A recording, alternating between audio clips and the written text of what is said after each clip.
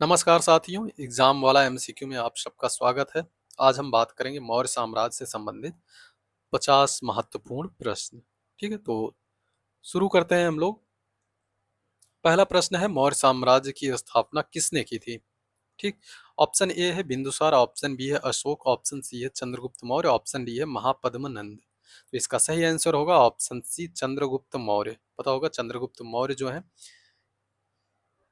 नंद वंश के अंतिम शासक कौन थे? तो नंद वंश के अंतिम शासक घनानंद। घनानंद को पराजित करके मौर्य वंश की स्थापना की, और इसमें सहायता कौन किया था? तो चाणक्य। ठीक। तो चंद्रगुप्त मौर्य जो है चाणक्य की सहायता से नंद वंश के अंतिम शासक घनानंद को पराजित कर मौर्य साम्राज्य की स्थापना की। तो option C is correct answer होगा। हम लोग अगले प्रश्न चलते हैं। अगला प्रश्न है, अर्थशास्त्र ग्रंथ के लेखक कौन है? ठीक, अर्थशास्त्र। ऑप्शन ए है मेगस्थनीज, ऑप्शन बी है कालिदास, ऑप्शन सी है कौटिल्य, ऑप्शन डी है पतंजलि। तो इसका सही आंसर होगा ऑप्शन सी कौटिल्य। कौटिल्य को चाणक्य के नाम से भी जाना जाता है। ठीक, चाणक्य या विष्णुगुप्त। ठीक, विष्णुगुप्त भी कहा जाता है। और अर्थशास्त्र नाम है अर्थशास्त्र, बट इसकी विषय वस्तु की बात किया जाए, विषय वस्तु की बात करें तो यह राजनीतिक है। ठीक, यह राजनीतिक पुस्तक है। ठीक, तो हम लोग इसका सही आंसर क्या होगा? Option C. हम लोग अगले प्रश्न चलते हैं। अगला प्रश्न है, चंद्रगुप्त मौर्य के दरबार में यूनानी राजदूत कौन था? यूनानी राजदूत। ठीक। ऑप्शन ए है डाइमेकस, ऑप्शन बी है मेगस्थनीज, ऑप्शन सी है फायान, ऑप्शन डी है वेनसांग। ठीक, तो इसका सही आंसर होगा ऑप्शन बी मेगस्थनीज। ठीक। पता होना चाहिए मेगस्थनीज जो है सेल्यूकस निकेटर का राजदूत था। सेल्यूकस निकेटर, सेल्यूकस निकेटर का राजदूत था जो चंद्रगुप्त मौर्य के दरबार में आया था। ठीक, तो ऑप्शन बी इस करेक्ट आंसर होगा। और फाहियान की बात किया जाए तो फाहियान जो है चंद्रगुप्त चंद्रगुप्त द्वितीय, चंद्रगुप्त द्वितीय के दरबार में आते हैं। ये चीनी यात्री हैं। वेनसांग भी ये चीनी यात्री हैं। ये हर्ष के समय में आते हैं। ठीक, हर्ष के समय में भारत आते हैं, तो ये लोग होंगे ही नहीं। ठीक, तो हम लोग अगले प्रश्न चलते हैं। अगला प्रश्न है, मौर्य साम्राज्य का सबसे महान शासक किसे माना जाता है? ठीक, सबसे महान शासक की बात किया जा रहा है तो ऑप्शन ए है चंद्रगुप्त, ऑप्शन बी है बिंदुसार, ऑप्शन सी है अशोक, ऑप्शन डी है दशरथ। तो इसका सही आंसर होगा ऑप्शन सी अशोक। ठीक, अशोका द ग्रेट के नाम से ये महान है, फेमस है। ठीक है, तो ऑप्शन सी करेक्ट आंसर होगा। हम लोग अगले प्रश्न चलते हैं। अगला प्रश्न है, कलिंग युद्ध किस वर्ष हुआ था? ठीक, कलिंग युद्ध बहुत इंपॉर्टेंट प्रश्न युद्ध है यह। ऑप्शन ए है 1326 ईसा पूर्व, ऑप्शन बी है 261 ईसा पूर्व, ऑप्शन सी है 273 ईसा पूर्व, ऑप्शन डी है 250 ईसा पूर्व। तो इसका सही आंसर होगा ऑप्शन बी 261 ईसा पूर्व। ठीक, लोग अगले प्रश्न चलते हैं। अगला प्रश्न है, अशोक के अभिलेख मुख्यतः किस लिपि में है? यहाँ मुख्यतः लगा है तो अधिकतर किस लिपि में लिखे गए हैं? तो ऑप्शन ए है देवनागरी, ऑप्शन बी है ब्राह्मी, ऑप्शन सी है शारदा, ऑप्शन डी है तमिल। ठीक, तो इसका सही आंसर होगा ऑप्शन बी ब्राह्मी। अशोक के ज्यादातर अभिलेख जो हैं ब्राह्मी लिपि में लिखे गए हैं। लोग अगले प्रश्न चलते हैं। अगला प्रश्न है, मौर्य प्रशासन में समाहर्ता का कार्य क्या था? ऑप्शन ए है सेनापति, ऑप्शन बी है न्यायाधीश, ऑप्शन सी है राजस्व संग्रह, ऑप्शन डी है गुप्तचर प्रमुख। तो इसका सही आंसर होगा ऑप्शन सी राजस्व संग्रह। ठीक, समाहर्ता जो राजस्व या कर का संग्रहण करते थे ये, तो option C is correct answer होगा। अगले प्रश्न चलते हैं। अगला प्रश्न है, अशोक ने किस बौद्ध संगीति का संरक्षण किया था? ठीक, पता होना चाहिए बौद्ध संगीति ये कितनी हुई थी? तो कुल एक, दो, तीन और चार, चार बौद्ध संगीति होती है। पहली संगीति किसके कार्यकाल में होती है? तो पता होना चाहिए अजात शत्रु, अजात शत्रु, और दूसरी होती है कालाशोक, और तीसरी होती है अशोक के समय में, और चौथी होती है कनिष्क के समय में। ठीक, तो यहाँ पूछ रहा है अशोक ने किस बौद्ध संगीति का संरक्षण किया था, तो तृतीय option C is correct answer. ठीक है, हम लोग अगले प्रश्न में चलते हैं। अगला प्रश्न है निम्न में से कौन अशोक का पुत्र था जिसे श्रीलंका भेजा गया। ऑप्शन ए है राहुल, ऑप्शन बी है महेंद्र, ऑप्शन सी है आनंद, ऑप्शन डी है उपगुप्त। ठीक, तो पता होना चाहिए ऑप्शन बी जो महेंद्र हैं इनको श्रीलंका भेजा गया था, और ये अशोक के पुत्र हैं। ठीक, श्रीलंका भेजे गए थे ये बौद्ध धर्म के प्रचार के लिए। ठीक, बौद्ध धर्म प्रचार के लिए। ठीक, महेंद्र और संघमित्रा इनके पुत्र महेंद्र थे, और इनकी एक पुत्री कौन, संघमित्रा। ठीक, तो अशोक ने दोनों लोगों को भेजा था श्रीलंका और बौद्ध धर्म के प्रचार प्रसार के लिए। अगले प्रश्न चलते हैं। अगला प्रश्न है मौर्य साम्राज्य के पतन के बाद किस वंश ने सत्ता संभाली। मौर्य साम्राज्य के पतन के बाद किस वंश ने, तो ऑप्शन ए है शुंग वंश, ऑप्शन बी है सातवाहन, ऑप्शन सी है कुषाण, ऑप्शन डी है गुप्त। तो इसका सही आंसर होगा ऑप्शन ए शुंग वंश। ठीक, वो ऑप्शन ए इस करेक्ट आंसर होगा। पता होना चाहिए कि मौर्य साम्राज्य का अंतिम शासक कौन थे, तो बृहद्रथ। ठीक, बृहद्रथ की हत्या करके, कौन हत्या किया था, पुष्यमित्र शुंग।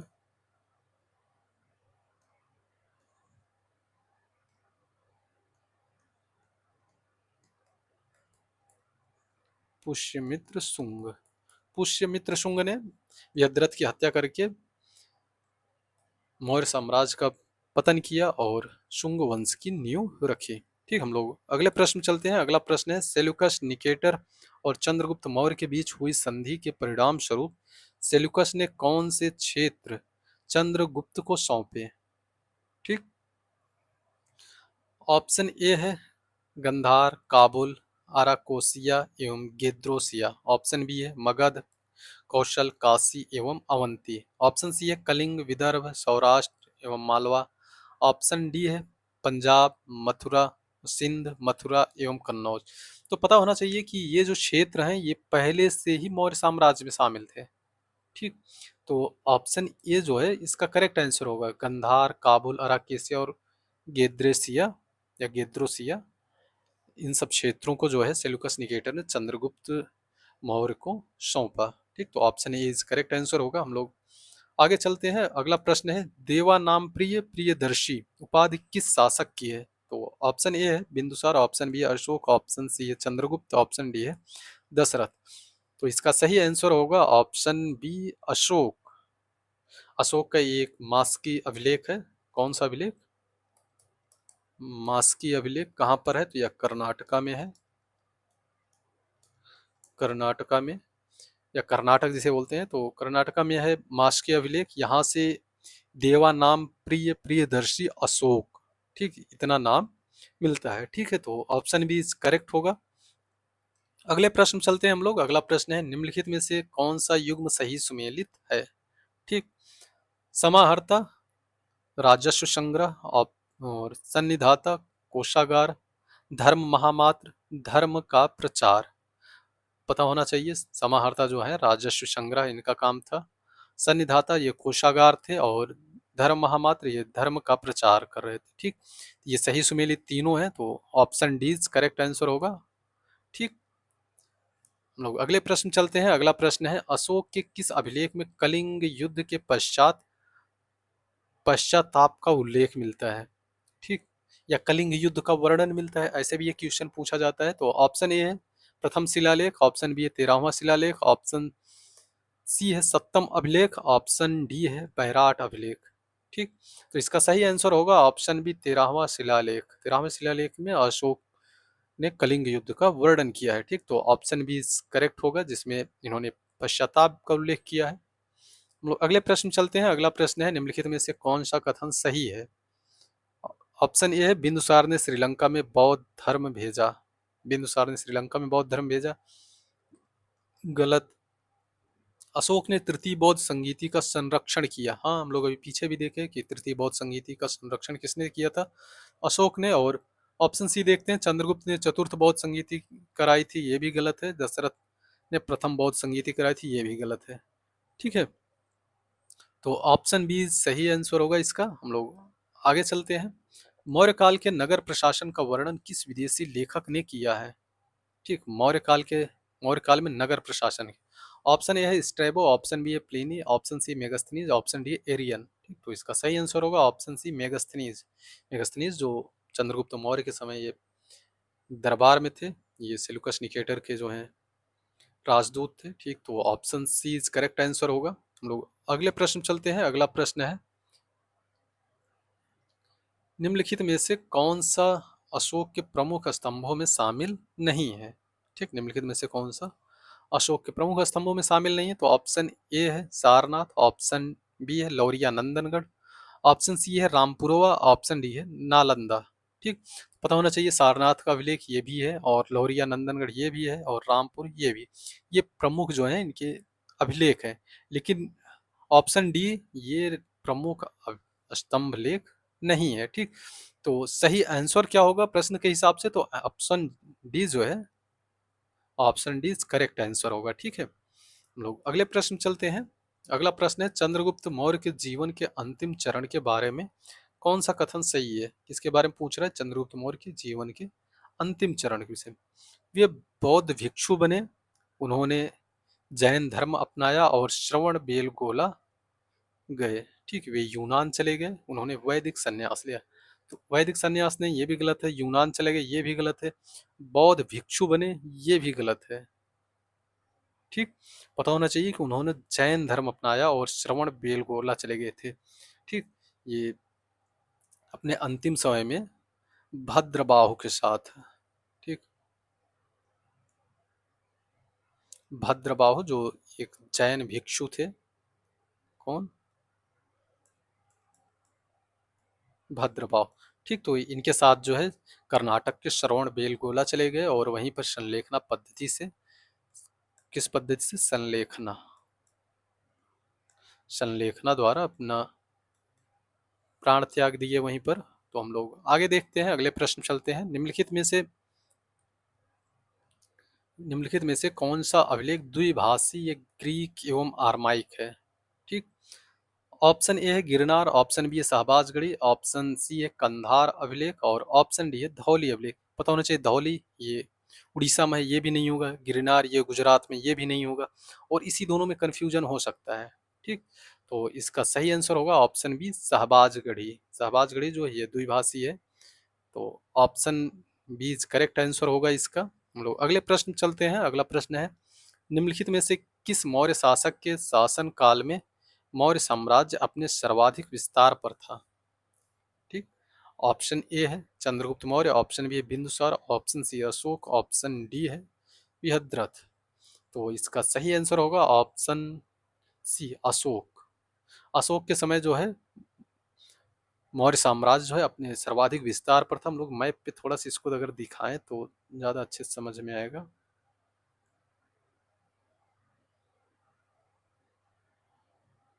मान लो ये भारत का मैप है।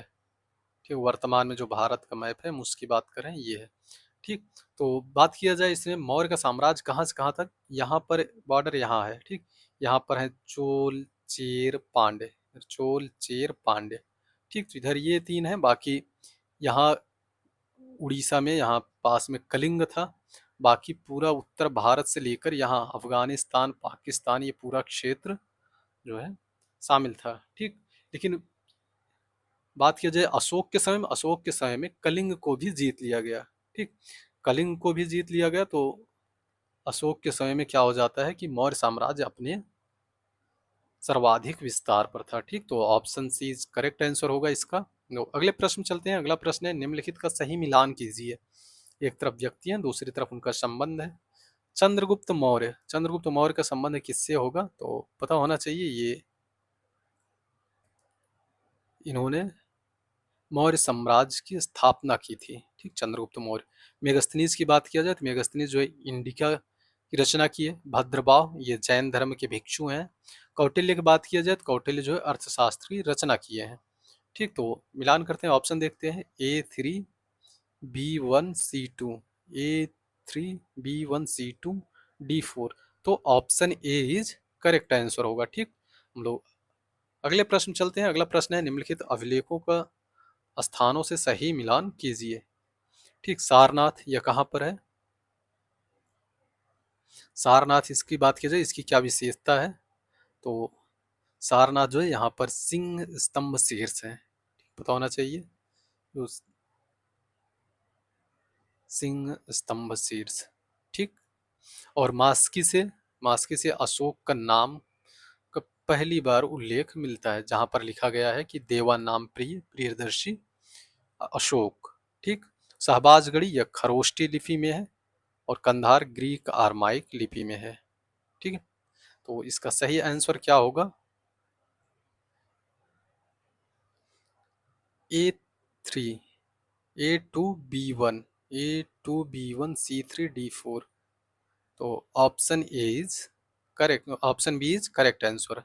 ठीक, तो हम लोग शायद पीछे एक क्वेश्चन गलत कर दिए क्या थोड़ा, यहाँ पर एक चीज करेक्शन कर लेना। ये शहबाजगढ़ी नहीं, ये कंधार वाला अभिलेख है। ठीक है, ये कंधार अभिलेख है जो द्विभाषी में है, ग्रीक एवं आरमाइक लिपि में। ठीक, अगले प्रश्न चलते हैं हम लोग। निम्नलिखित अधिकारियों का कार्यों से सही मिलान कीजिए। ठीक, इधर अधिकारी हैं, इधर कार्य दिया है। समाहर्ता की बात किया जाए तो इनका काम क्या है? कर संग्रह करना। सन्निधाता ये कोषागार।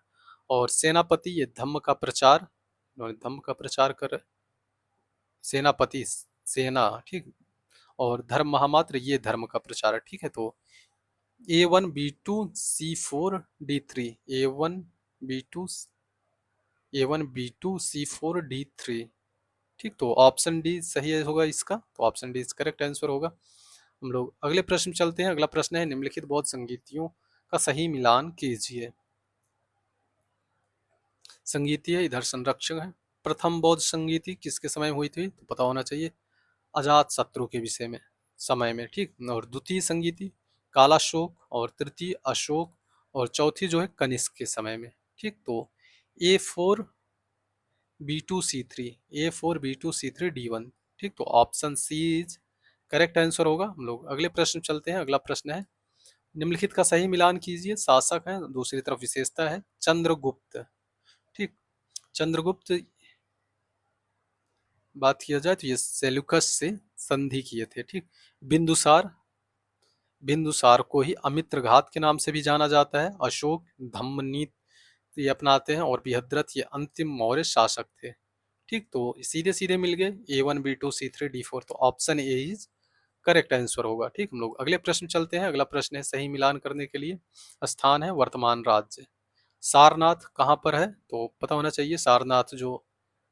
सारनाथ अभिलेख है ये उत्तर प्रदेश में है, वाराणसी वाले क्षेत्र में। ठीक, धौली ये उड़ीसा वाले क्षेत्र में है, और गिरनार ये गुजरात में है, सांची ये मध्य प्रदेश में। ठीक है, तो A3 B4 ठीक, तो option B is correct answer होगा। हम लोग अगले प्रश्न चलते हैं। अगला प्रश्न है, निम्नलिखित विदेशी व्यक्तियों का सही मिलान कीजिए। ठीक, मेगास्थनीज किसके समय में आए थे? तो पता होना चाहिए, चंद्रगुप्त मौर्य के समय में। ठीक, डायमेकस ये बिंदुसार के समय में, और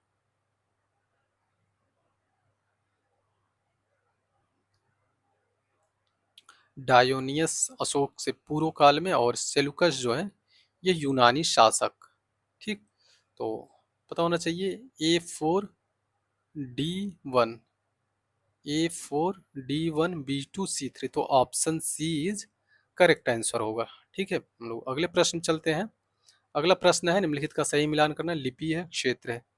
ब्राह्मी लिपि पता होना चाहिए, भारत के अधिकांश भारत में मिलता है, जहाँ पर अभिलेख इनके अशोक के। खरोष्टी लिपि ये उत्तर पश्चिम भारत में मिलते हैं, ग्रीक कंधार में, आरमाइक जो है पाकिस्तान अफगानिस्तान वाले क्षेत्र में। ठीक है, तो इसका सही मिलान होगा A1 B2 C3 D4, तो option A is correct answer होगा। अगले प्रश्न चलते हैं। अगला प्रश्न है, स्तंभ है और उसकी विशेषता दिया गया है, सही मिलान करना है। सारनाथ, तो यहाँ से राष्ट्रीय प्रतीक जो लिया गया है सारनाथ से ही। रामपुरवा की बात किया जाए तो ये इसके शीर्ष पर जो है वृषभ है, ठीक, रामपुरवा अभिलेख, तो वृषभ शीर्ष है यहाँ। लौरिया नंदनगढ़, यहाँ सिंह शेर शीर्ष है, ठीक। तो सही ऑप्शन क्या होगा, तो A2B1, A2B1C3, तो option B is correct answer होगा। हम लोग अगले प्रश्न चलते हैं। अगला प्रश्न है, निम्नलिखित ग्रंथों का सही मिलान कीजिए। एक तरफ ग्रंथ है, दूसरी तरफ लेखक है। अर्थशास्त्र, अर्थशास्त्र के लेखक कौन है, तो कौटिल्य है, इंडिका, मेगस्थनीज, दीपवंश श्रीलंकाई बौद्ध परंपरा है, और महावंश श्रीलंका का ऐतिहासिक ग्रंथ है, ठीक। इसका सही ऑप्शन क्या सही होगा, तो A2B1, A2B1C3D4, तो option B is correct answer होगा। तो अगले प्रश्न चलते हैं। अगला प्रश्न है, अशोक ने कलिंग युद्ध के विजय की नीति छोड़कर धम्म विजय को अपनाया, ठीक। तो पता होना चाहिए अशोक ने कलिंग युद्ध के बाद ही विजय की नीति छोड़ दी थी और धम्म विजय को अपना लिया था, तो कथन ये सही है। और कारण आर की बात की जाए तो कलिंग युद्ध में भारी जनहानि हुई जिससे अशोक अत्यंत व्यथित हुए, ठीक। तो ये सही है और सही व्याख्या भी, इसी वजह से तो अशोक ने जो है विजय की नीति छोड़ दी थी, तो ऑप्शन ए और आर दोनों सत्य हैं तथा आर ए की सही व्याख्या है, तो option A is correct answer होगा। अगले प्रश्न चलते हैं। अगला भी कथन कारण का ही है। तो कथन है, मेगस्थनीज ने इंडिका में पाटलिपुत्र के नगर प्रशासन का विस्तृत वर्णन किया है, तो हाँ सही है। इसका कारण है, तो मेगस्थनीज चंद्रगुप्त मौर्य के दरबार में सिकंदर का राजदूत था, ठीक। तो यह भी सही है।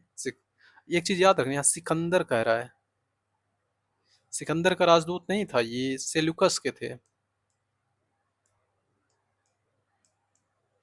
ठीक। मेगस्थनीज जो है सेल्यूकस के राजदूत थे, ठीक। तो ये गलत हो जाएगा, तो इसका ऑप्शन क्या सही होगा, ये सत्य है किंतु आर असत्य है, तो option C is correct answer, ठीक। हम लोग अगले प्रश्न चलते हैं।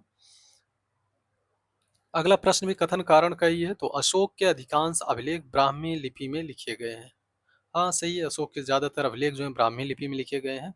और उत्तर पश्चिम भारत में खरोष्ठी लिपि का भी प्रयोग किया गया है, हाँ उत्तर पश्चिम भारत में खरोष्ठी लिपि का भी प्रयोग किया गया है।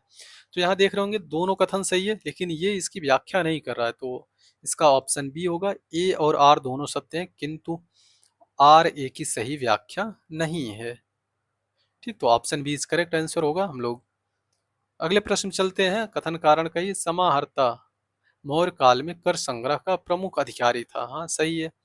सन्निधाता सेना का प्रमुख अधिकारी था, पता होना चाहिए, सन्निधाता नहीं, ठीक। सन्निधाता जो है ये कोषाध्यक्ष था, तो अब आर जो है वो गलत है, तो देखेंगे ये सत्य है किंतु आर असत्य है, तो option C is correct answer होगा। हम लोग अगले प्रश्न चलते हैं। अगला प्रश्न है कथन कारण का ही, अशोक ने धर्म महामात्रों की नियुक्ति की, ठीक। हाँ इन्होंने धर्म महामात्रों की नियुक्ति की थी।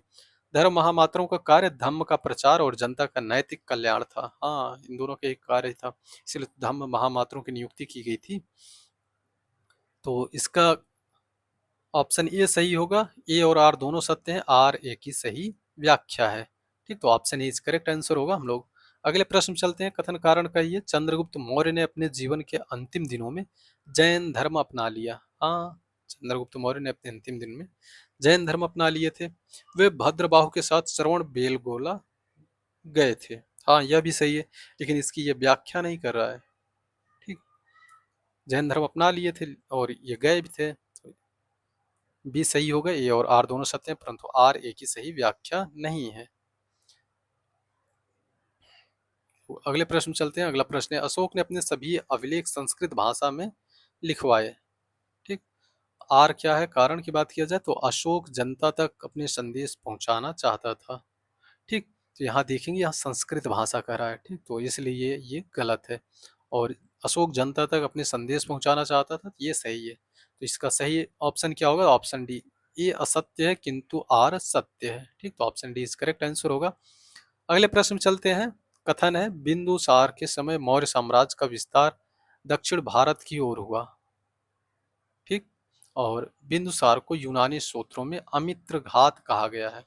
हाँ सही है, ये सही। और व्याख्या तो नहीं कर रहा है क्योंकि अमित्रघात कहा गया, ये ठीक है, बट बिंदुसार मौर्य साम्राज्य का विस्तार दक्षिण की ओर हुआ, ये भी सही है। तो ए और आर सही है, किंतु आर ए की सही व्याख्या नहीं है। ठीक, तो option B is correct answer होगा। अगले प्रश्न चलते हैं। मौर्य साम्राज्य भारत का प्रथम विशाल केंद्रीकृत साम्राज्य था। हाँ सही है, पहला केंद्रीकृत जो है साम्राज्य था। ठीक, मौर्य प्रशासन अत्यंत संगठित एवं केंद्रीकृत था, जिसका उल्लेख अर्थशास्त्र और इंडिका में मिलता है। हाँ सही है, इसकी व्याख्या भी कर रहा है, तो ऑप्शन ए सही होगा। आर ए और आर दोनों सही हैं, आर ए की सही व्याख्या है। अगले प्रश्न चलते हैं। अगला प्रश्न है, अंतिम मौर्य शासक बृहद्रथ की हत्या पुष्यमित्र शुंग ने की थी। हाँ सही है, बृहद्रथ की हत्या पुष्यमित्र शुंग ने की थी। इसके बाद शुंग वंश की स्थापना हुई। हाँ, शुंग वंश की स्थापना ही तभी होती है जब पुष्यमित्र शुंग ने बृहद्रथ की हत्या की। तो ऑप्शन ए सही होगा। ए और आर दोनों सत्य हैं, आर ए की सही व्याख्या है। लोग अगले प्रश्न पे चलते हैं। निम्नलिखित शासकों को प्राचीन से नवीन क्रम में व्यवस्थित कीजिए। ठीक, अशोक, बिंदुसार, चंद्रगुप्त मौर्य और बृहद्रथ। पता होना चाहिए सबसे पहले कौन आता है, तो वो चंद्रगुप्त मौर्य। ठीक, ये पहले नंबर पाएंगे, फिर उसके बाद बिंदुसार, फिर उसके बाद अशोक, फिर उसके बाद बृहद्रथ। ठीक, तो तीन, तीन दो एक चार, तीन दो एक चार, तो option C is correct answer होगा। ठीक, ये क्रोनोलॉजी पूछी जाती है, पता होना चाहिए। लो अगले प्रश्न चलते हैं। अगला प्रश्न है, निम्नलिखित घटनाओं का सही कालक्रम चुनिए। कथन एक है, चंद्रगुप्त मौर्य द्वारा मौर्य साम्राज्य की स्थापना। ठीक, सेल्यूकस के साथ संधि, कलिंग युद्ध और शुंग वंश की स्थापना। ठीक, तो पता होना चाहिए सबसे पहले चंद्रगुप्त मौर्य द्वारा मौर्य साम्राज्य की स्थापना होती है, फिर सेल्यूकस के साथ संधि होती है, फिर उसके बाद क्या होता है कि कलिंग युद्ध, फिर शुंग वंश की स्थापना। सबसे लास्ट में जब मौर्य साम्राज्य का अंत होता है तब शुंग वंश की स्थापना होती है। तो इसका सही आंसर होगा 1 2 3 4, option A is correct answer. ठीक, लोग अगले प्रश्न चलते हैं। अगला प्रश्न है, निम्नलिखित में से कौन सा कथन अशोक की धम्म नीति के संबंध में सही है। धम्म किसी एक धर्म का प्रचार नहीं था। हाँ सही है, धम्म किसी एक धर्म का प्रचार नहीं था। धम्म का उद्देश्य नैतिक जीवन और सामाजिक सद्भाव था। हाँ, ये नैतिक जीवन और सामाजिक सद्भाव के विषय में बता रहे थे। धम्म अपनाने के बाद अशोक ने सेना समाप्त कर दी, ये गलत है। इस चीज का कहीं उल्लेख नहीं मिलता है कि धम्म अपनाने के बाद अशोक ने सेना समाप्त कर दी थी। ठीक, तो ऑप्शन जो कथन तीन है यह गलत है, ये एग्जाम में पीसीएस में पूछा जा चुका है। ठीक है, तो इसका सही आंसर होगा केवल एक और दो सही है, तो option A is correct answer. अगले प्रश्न चलते हैं। अगला प्रश्न है, निम्नलिखित को प्राचीन से नवीन क्रम में व्यवस्थित करना है। ठीक, बृहद्रथ, डायमेकस, अशोक, मेगस्थनीज। ठीक, सबसे पहले मेगस्थनीज आते हैं चंद्रगुप्त मौर्य के समय में। दूसरे दूसरे नंबर पर डायमेकस, ये आते हैं बिंदुसार के समय में। ठीक, तो ये आएंगे। और तीसरे नंबर पे अशोक हैं। और चौथे नंबर पे आएंगे बृहद्रथ, ये सबसे लास्ट में मौर्य साम्राज्य के अंतिम शासक थे। ठीक है, तो इसका सही क्रम क्या होगा, 4 2 3 1, 4 2 3 1, तो option C is correct answer. ठीक है, हम लोग अगले प्रश्न चलते हैं। अगला प्रश्न है, निम्नलिखित अभिलेखों को उत्तर से दक्षिण क्रम का सही क्रम चुनिए। ठीक, उत्तर से दक्षिण में पता होना चाहिए मास्की अभिलेख। मास्की अभिलेख ये कहाँ पर है, तो कर्नाटका में है, तो ये सबसे लास्ट में जाएगा। कालसी अभिलेख ये लिख दे रहे हैं कर्नाटका में है, और कालसी ये उत्तराखंड में है। सारनाथ ये यूपी में है, पता होना चाहिए। रुम्मनदेई ये नेपाल में है।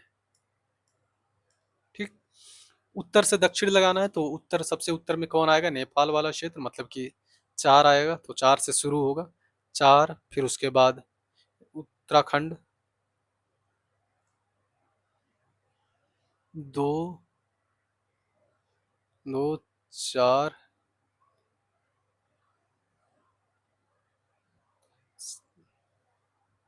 शायद ये ऐसे होगा यार, थोड़ा सा इसको देखते हैं। ये तो सही है, बट मैप बना के देखते हैं तो अच्छे से क्लियर हो जाएगा।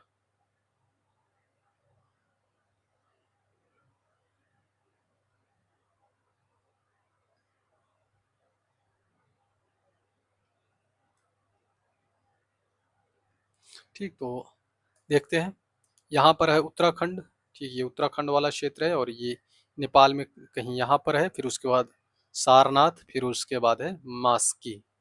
ठीक, तो सबसे पहले कौन सा आएगा?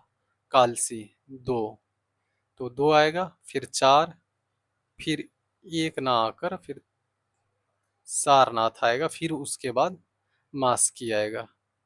ठीक है,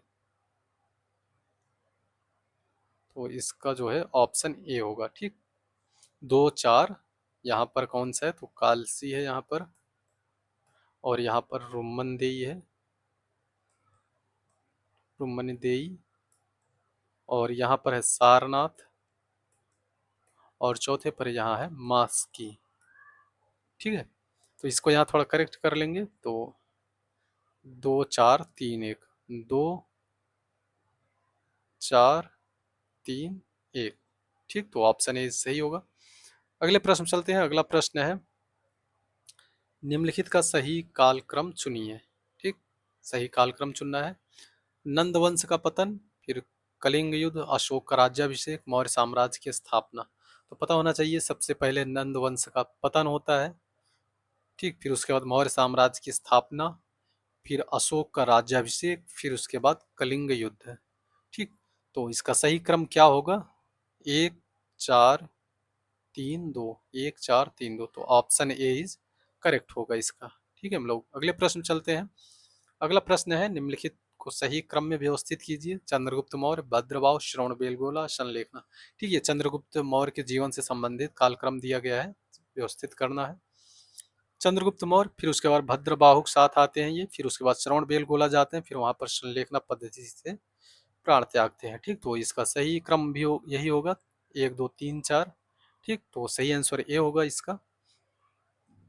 अगले प्रश्न चलते हैं। अगला प्रश्न है, निम्नलिखित प्रशासनिक पदों का कार्यानुसार सही क्रम चुनिए। ठीक, तो ऑप्शन प्रशासनिक पदों का कार्यानुसार सही क्रम। ठीक, समाहर्ता, इनका काम क्या था? तो कर ग्रहण करना, या कर को ग्रहण कह रहा हूँ, कर कलेक्ट करना या संग्रहण करना। और सन्निधाता, ये कोषाध्यक्ष थे। ठीक, कोषाध्यक्ष। सेनापति, ये सेना प्रमुख थे। और धर्म महामात्र, ये धम्म प्रमुख थे, या धम्म के प्रचार के लिए थे। ठीक, तो कर कोश सेना धम्म, कर कोश सेना धम्म, तो ये ऑप्शन ए इज करेक्ट होगा। ठीक, यही क्रम है। अगले प्रश्न चलते हैं। अगला प्रश्न है, निम्नलिखित घटनाओं को सही क्रम में व्यवस्थित कीजिए। कलिंग युद्ध, धम्म नीति का प्रचार, महेंद्र एवं संघमित्रा का श्रीलंका प्रेषण, और तृतीय बौद्ध संगीति। तो पता होना चाहिए सबसे पहले क्या हो रहा है। पहले कलिंग युद्ध हुआ, फिर उसके बाद धम्म नीति का प्रचार, फिर उसके बाद जो है, अगर इसे वन टू, फिर उसके बाद क्या होता है कि तृतीय बौद्ध संगीति होती है। ठीक, तृतीय बौद्ध संगीति, फिर उसके बाद ये महेंद्र एवं संघमित्रा को श्रीलंका भेजते हैं। ठीक, तो one two, one two four three, one two four three, तो option A is correct answer होगा। ठीक, आज का अंतिम प्रश्न है, निम्नलिखित कथनों पर विचार कीजिए। अशोक के सभी प्रमुख शिलालेख प्राकृत भाषा में हैं। और यहाँ देखना, सभी कह रहा है, सभी प्रमुख लेख प्राकृत भाषा में है, ये गलत है। प्राकृत भाषा में सभी नहीं है। ठीक, शहबाजगढ़ी एवं मानसेरा के अभिलेख जो है खरोष्टी लिपि में है। हाँ, ये सही है, शहबाजगढ़ी और मानसेरा जो खरोष्टी लिपि में है। और कंधार का एक अभिलेख ग्रीक एवं अरमाइक दोनों भाषा में उपलब्ध है। हाँ, यह भी सही है। तो कौन सा कथन सही है? तो केवल दो और तीन, तो option A is correct answer होगा। ठीक, तो आज हम लोगों ने देखे कि मौर्य काल से संबंधित जो महत्वपूर्ण प्रश्न है उसे हम लोग देखे और समझने का प्रयास किए।